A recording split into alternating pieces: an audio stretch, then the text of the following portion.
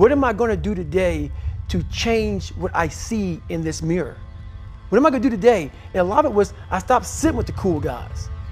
I actually tucked my shirt in and went to school looking like, hey man, this is how I'm going to look. If you don't like it, so be it. I had to really wear this layer of skin.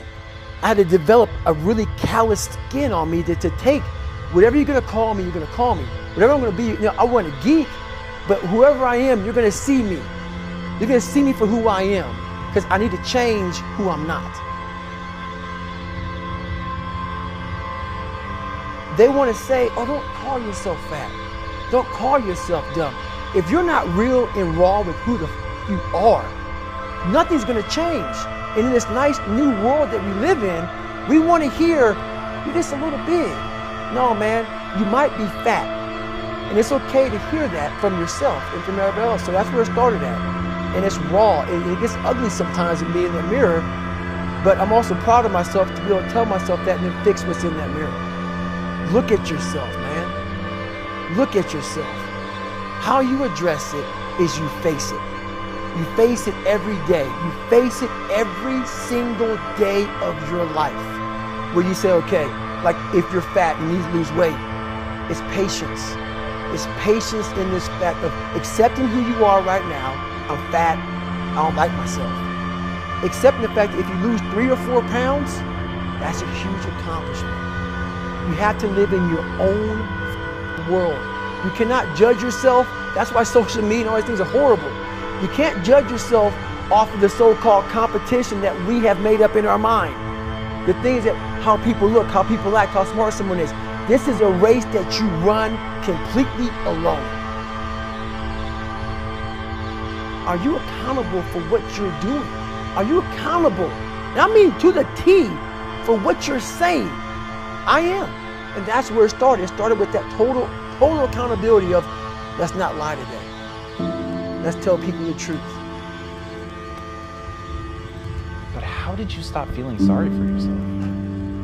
When you really sit back at your life and you are in that dark room and you're looking at where you started from and you tell yourself, God, dog, man, my mom is this way, my soon-to-be stepdad got murdered, my dad beat the shit out of me, I can't read and write to save my fucking soul, I've lied about it to everybody, I've cheated on all these tests. My God, man. And then you put a goal in your mind.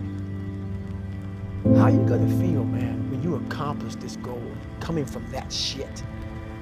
Coming from the hell you came from. A lot of people start from a good starting point. They have a good foundation.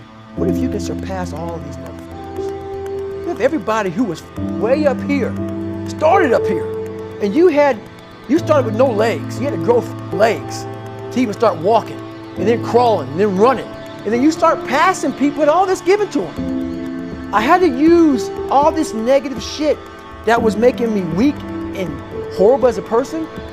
I had to use this as the power that now fueled me. I had to flip it on its head and say, hold up, this might be exactly what I need. The darkness is exactly what I need. It's how you look at your situation. So if you have any mental toughness, any ability, if you have any fraction of self-discipline, the ability to not want to do it but still do it. People have a hard thing understand. I hate to run. And what makes me so crazy, it doesn't anymore, people go, well, why do you run if you hate it? What are you talking about?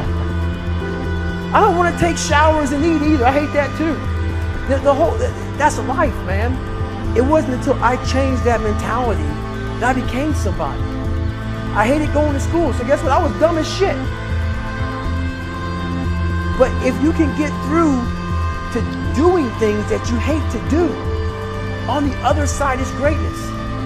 That's what people understand. By me running, I am callous in my mind. I'm not training for a race.